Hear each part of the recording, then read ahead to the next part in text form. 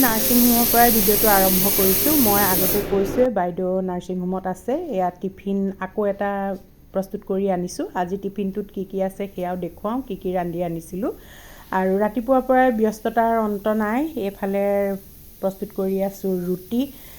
কোনোবাই শুকান ৰুটি খায়, কোনোবাই আকৌ তেল সনা ৰুটি খাব। গতিকে ভাগে ভাগে প্ৰত্যেকৰ কাৰণে ৰুটিখিনি প্ৰস্তুত কৰি ল'লোঁ।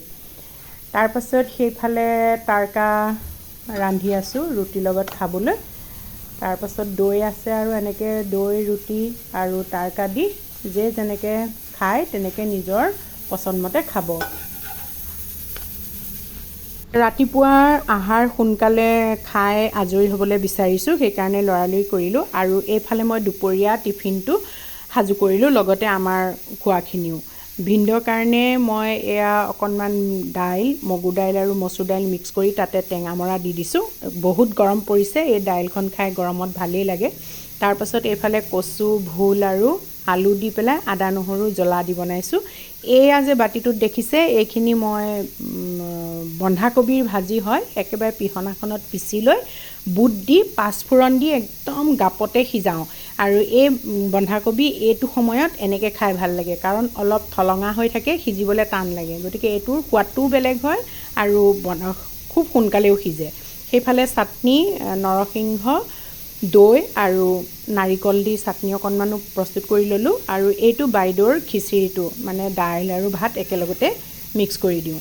তাৰপিছত ভাগে ভাগে গোটেই টিফিনখিনি ভৰাই ল'লোঁ। আৰু চব বস্তু কম কমকৈ দিব লাগে। ভিনদেউৱে মানে বহুত বেছিকৈ দিলে বেয়া পায়, সেইকাৰণে তেওঁ চব বস্তুৱে খায়, কিন্তু কম কমকৈ খায়। সেইকাৰণে প্ৰত্যেকবিধে কম কমকৈ লৈছোঁ। আৰু আজি মোৰ থালিখন একেবাৰে নিৰামিষকৈ লৈছোঁ।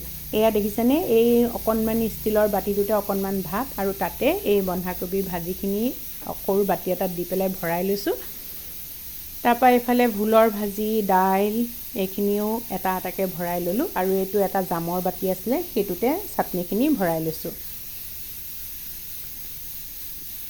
এতিয়া এইখিনি মই হটকেছত ভৰাই লওঁ।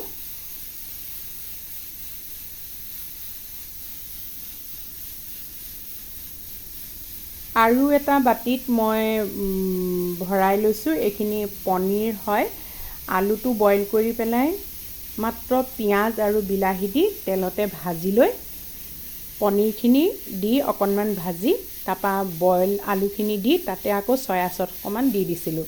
তাৰো অকণমান লৈ লওঁ।